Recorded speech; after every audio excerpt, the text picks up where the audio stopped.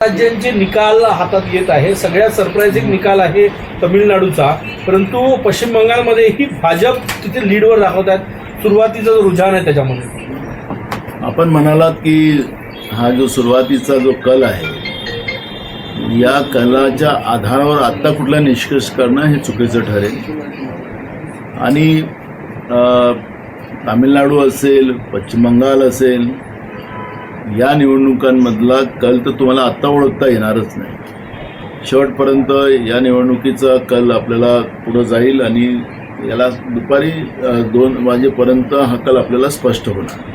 त्यामुळे मला असं वाटतं की आता या सुरुवातीच्याच कलवर आनंद किंवा दुःख व्यक्त करणं काही बरोबर नाही. आणि आखरी जे काही पश्चिम बंगालमध्ये घडलं आणि घडणार आहे असं मला वाटतं, कारण की ज्या पद्धतीनं देशाचे प्रधानमंत्री, देशाचे गृहमंत्री त्या ठिकाणी तळ ठोकून बसलेले होते, फोटोसेशन करत होते. एकीकडे जागतिक पातळीवर इराण, इस्रायल आणि अमेरिकेच्या युद्धामध्ये जे काही देशाच्या लोकांची त्राहीत्राही होत आहे, महागाईचा भडका उडत आहे, पाकिस्तानसारखा देश हा शांतिदूत म्हणून पुढे येतो आहे, आतंकवादी देश, आणि आपल्या देशाचे प्रधानमंत्री त्यांना एका राज्य जिंकण्यासाठी पूर्ण वेळ तिथं घालावा लागलेला आहे. या सगळ्या गोष्टीचं पुढच्या काळामध्ये आणि इतिहासात त्याची नोंद होईल. कारण की प्रधानमंत्री एक राज्याच्या निवडणुकीमध्ये पूर्ण वेळ आणि देश पूर्ण वाऱ्यावर, आणि देशाला ज्या पद्धतीनं आता हार्मुजमध्ये ज्या पद्धतीनं आपल्या जहाजावर जे हमले होतात आहेत आणि त्याच्यामुळे सगळ्या महागाईला आपल्याला आता पुढे जावं लागतं आहे. सामान्य लोक त्याच्या महागाईत भस्म होतात आहेत. अशा या आसुरी जे आनंद प्रधानमंत्री आणि भाजप व्यक्त करायला निघालेला आहे, याचं एक नोंद होणारच आहे पुढच्या काळात. आणि म्हणून मला वाटतं की आता याच्यावर प्रतिक्रिया या निवडणुकीच्यावर मला देणं काही बरोबर नाही. सुरुवातीचे कल आहे.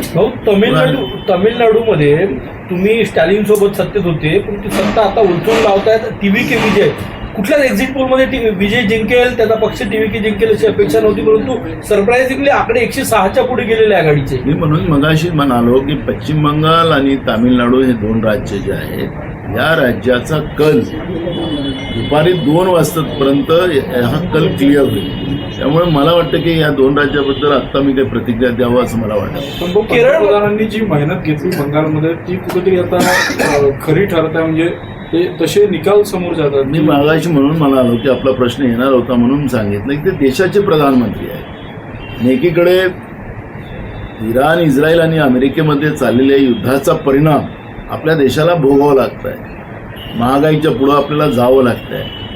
आणि पाकिस्तान आपला दुश्मन देश, तो आज कालपर्यंत आतंकवादी देश होता. अमेरिकेच्या दृष्टिकोनातून, इराणच्या दृष्टिकोनातून, इस्रायलच्या दृष्टिकोनातून आणि जागतिक पातळीवरही सुद्धा पाकिस्तानला त्या दृष्टिकोनातून बघितलं जात होतं. आता तोच पाकिस्तान शांतिदूत म्हणून पुढे येतो आहे. आणि मग याचं सगळं श्रेय देशाच्या प्रधानमंत्री नरेंद्र मोदींनी घेतलं पाहिजे. एकीकडे बंगाल जिंकण्याचा आनंद अगर BJPवाले व्यक्त करत असतील, तर देशाला अडचणीत आणून जागतिक पातळीवर देशाची थुतू करवायची व्यवस्था केली गेली.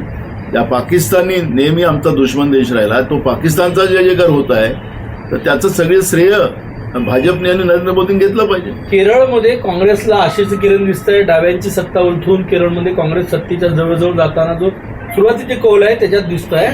काय सांगणार? यावेळेचा कल सुरुवातीपासूनच केरळमधला बदलावाचा होता आणि त्या दृष्टिकोनातून आता काँग्रेस त्या ठिकाणी सत्तेत येईल अशा पद्धतीचं चित्र आत्ता दिसते आहे. म्हणून मी सुरुवातीच्या कलवर फार काही आनंद किंवा दुःख व्यक्त करण्याचं काही वेळ नाही. म्हणून मला आपण दुपारी 2 वाजता लगेच आपण भेटू. तिथपर्यंत मला असं वाटतं की आपल्याला हे पूर्ण कलकडे लक्ष ठेवूनच त्यावरची प्रतिक्रिया देता येईल. राहुरीमध्ये काँग्रेस मागे भाजपचा उमेदवार त्यात समोर दिसतोय. राहुरीत नेमकं काय झालं?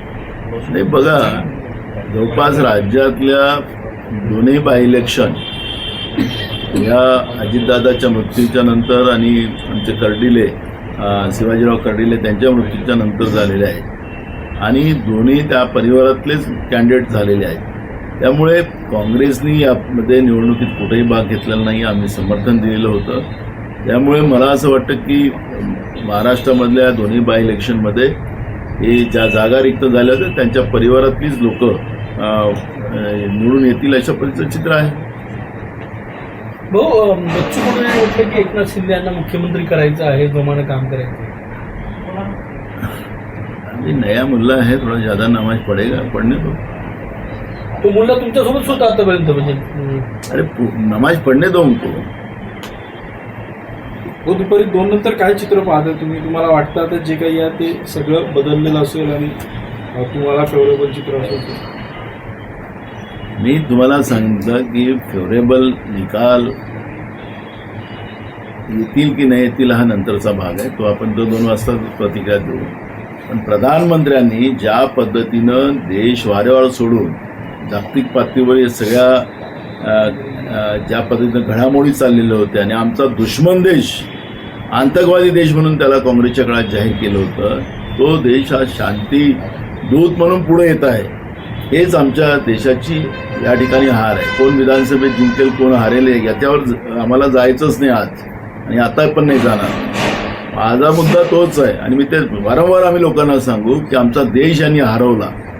हे भाजप आणि यांना जे सत्ता पिपासूपणा झालेला आहे तो या निमित्तानं पुढं आलेला आहे. आणि त्याच्यामुळे प्रधानमंत्र्याचं जे कार्य करायला पाहिजे ते कार्य त्यांनी केलं नाही. एक प्रचारक, जे संघाचे प्रचारक असतात त्याप्रमाणे त्या ठिकाणी देश वाऱ्यावर सोडून ते ज्या पद्धतीने कामाला लागले, ते या देशासाठी खऱ्या अर्थानं मान खाली घालण्याची वेळ या भाजप आणि नरेंद्र मोदींच्यामुळे या देशावर आलेली आहे.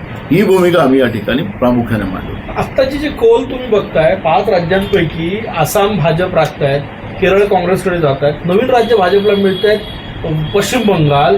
एकूणच मागच्या लोकसभा निवडणुकीमध्ये काँग्रेस चांगली टक्कर दिली होती लोकसभा निवडणूक. पुन्हा भाजप पश्चिम बंगालसारख्या राज्यात जर सत्तेत येत असेल तर विरोधकांना विचार करायला लावण्यासारखी तुम्हाला गोष्ट आहे. तामिळनाडू आणि पश्चिम बंगालच्या बद्दलची माझी जी भूमिका आहे ती मी आता मांडणारच नाही. मी तुम्हाला मगाशी सांगितलं की त्या ठिकाणी अजूनही तो कल स्पष्ट होणार नाही. तो दुपारी 2 वाजेपर्यंत हा कल स्पष्ट होईल, त्यावेळेस आपण प्रतिक्रिया देऊ. थँक्यू.